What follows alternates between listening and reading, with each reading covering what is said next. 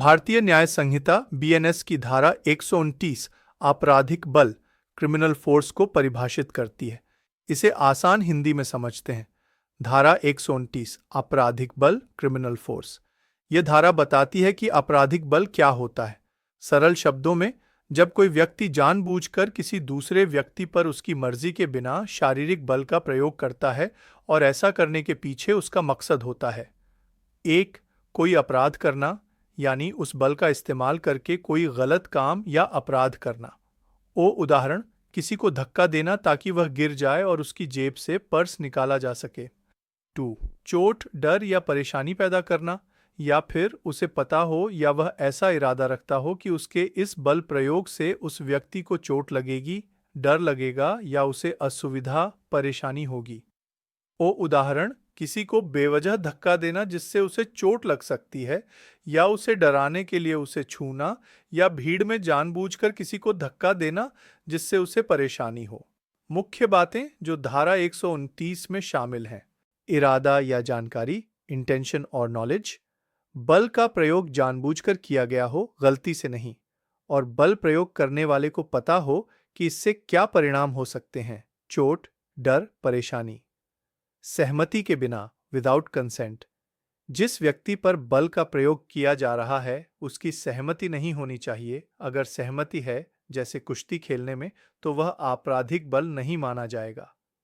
शारीरिक बल का प्रयोग, यूज ऑफ फिजिकल फोर्स, इसमें सीधे तौर पर शरीर से छूना, धक्का देना, मारना या किसी चीज जैसे लाठी, पत्थर का इस्तेमाल करके शारीरिक संपर्क बनाना शामिल है। यह अप्रत्यक्ष रूप से भी हो सकता है, जैसे किसी जानवर को उकसाकर किसी पर हमला करवाना।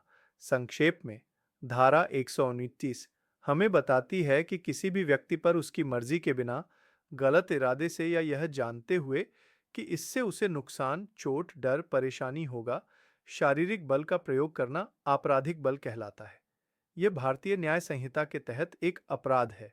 भारतीय न्याय संहिता बीएनएस की धारा 130 हमला, असॉल्ट से संबंधित है। इसे आसान हिंदी में समझते हैं।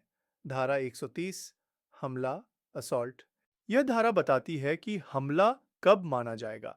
अगर कोई व्यक्ति कोई ऐसा इशारा, जेस्चर करता है या कोई ऐसी तैयारी, प्रिपरेशन करता है और उसका ऐसा करने का इरादा हो या उसे पता हो कि उसके इस इशारे या तैयारी से सामने मौजूद किसी व्यक्ति को यह डर लगेगा कि उस पर आपराधिक बल, क्रिमिनल फोर्स का इस्तेमाल होने वाला है, तो ऐसा माना जाएगा कि उसने हमला किया है। इसे और सरल शब्दों में कहें तो, जब कोई व्यक्ति कोई ऐसी हरकत, हाव भाव करता है या कोई ऐसी चीज तैयार करता है जिससे सामने वाले को यह लगे कि अब उस पर शारीरिक बल, जैसे धक्का देना, मारना, चोट पहुंचाना का इस्तेमाल होने वाला है, तो इसे हमला कहते हैं। ऐसा करने वाले का इरादा सामने वाले को डराना या उसे यह महसूस कराना होना चाहिए कि उस पर हमला होने वाला है। स्पष्टीकरण, एक्सप्लेनेशन। केवल शब्दों से हमला नहीं होता। सिर्फ गालियां देने या धमकाने वाले शब्द कहने से हमला नहीं माना जाएगा, जब तक कि उन शब्दों के साथ कोई ऐसा इशारा या तैयारी न हो जिससे हमला होने का डर पैदा हो। शब्दों के साथ इशारा, तैयारी। लेकिन अगर कोई व्यक्ति शब्दों के साथ कोई ऐसा इशारा या तैयारी करता है, जैसे मैं तुम्हें मारूंगा कहते हुए मुट्ठी लहराना, जिससे सामने वाले को वास्तव में हमले का डर महसूस हो, तो उसे हमला माना जाएगा। उदाहरण एक। उदाहरण एक। ए नाम का व्यक्ति जेड की ओर मुट्ठी लहराता है, इस इरादे से कि जेड को लगे कि ए उसे मारने वाला है। यहां ए ने हमला किया है। तो उदाहरण दो, ए अपने एक खूंखार कुत्ते का पट्टा खोलना शुरू कर देता है, ये जानते हुए कि इससे जेड को यह लगेगा कि ए कुत्ते से जेड पर हमला करवाने वाला है। यहाँ ए ने जेड पर हमला किया है। संक्षेप में, धारा 130 ये बताती है कि किसी को डराने या ये महसूस कराने के लिए किया गया कोई भी शारीरिक इशारा या तैयारी जिससे सामने वाले को आपराधिक बल के इस्तेमाल का डर लगे, एक अपराध है जिसे हमला कहा जाता है। भारतीय न्याय संहिता बीएनएस की धारा 131 हमले या आपराधिक बल के लिए दंड से संबंधित है। इसे आसान हिंदी में समझते हैं।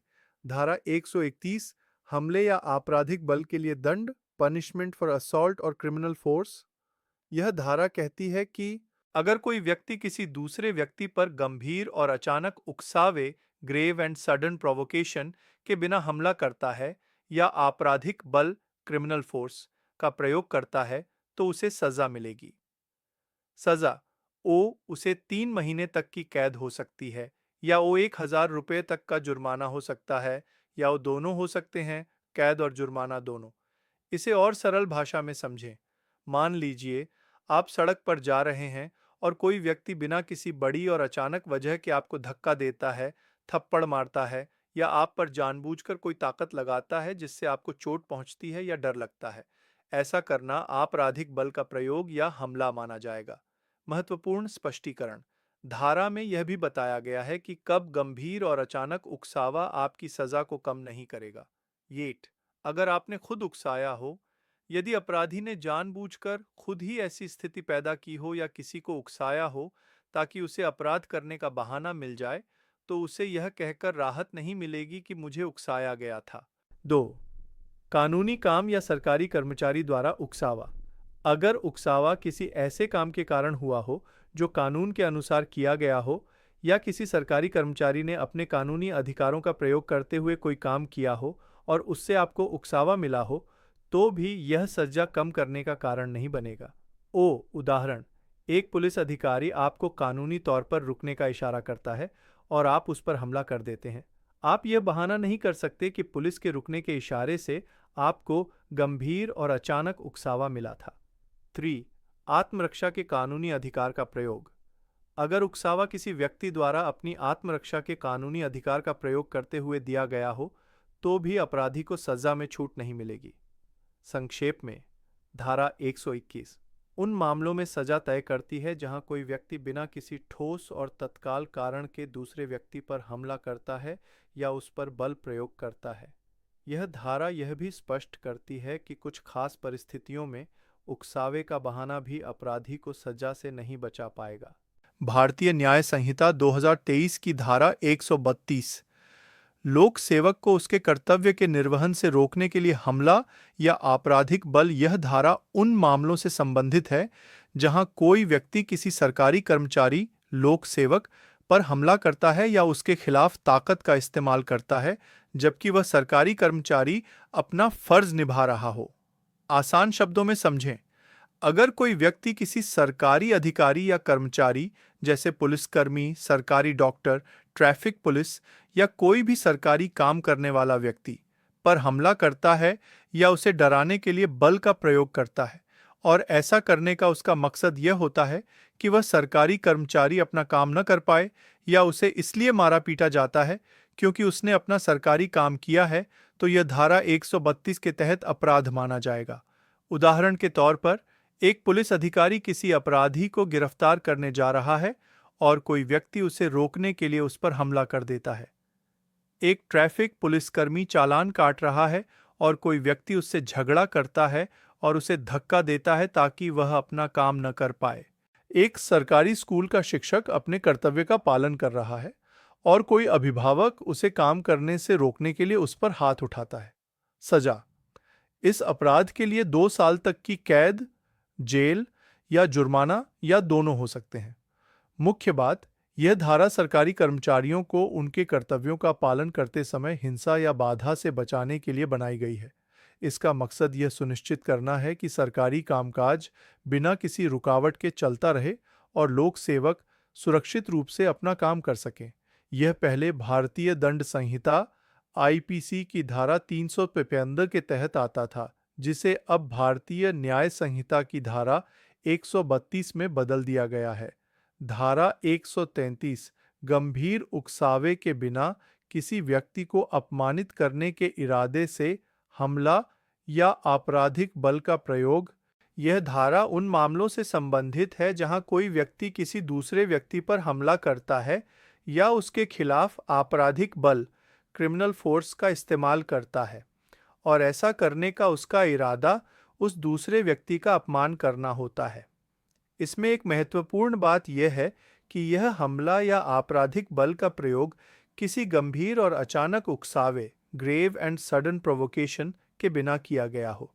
इसे आसान शब्दों में ऐसे समझिए, अगर कोई व्यक्ति बिना किसी बड़े या अचानक भड़कावे के किसी दूसरे व्यक्ति को अपमानित करने की नीयत से उस पर हमला करता है, जैसे उसे धक्का देना, थप्पड़ मारना या कोई ऐसी शारीरिक हरकत करना जिससे उसे चोट न भी लगे लेकिन अपमान महसूस हो, या आपराधिक बल का प्रयोग करता है, यानी बल का इस्तेमाल करके उसे कोई नुकसान पहुंचाने की धमकी देना या बलपूर्वक कुछ करना जिससे उसे चोट या डर लगे, अपमानित करने के इरादे से, तो यह धारा 133 के तहत अपराध माना जाएगा।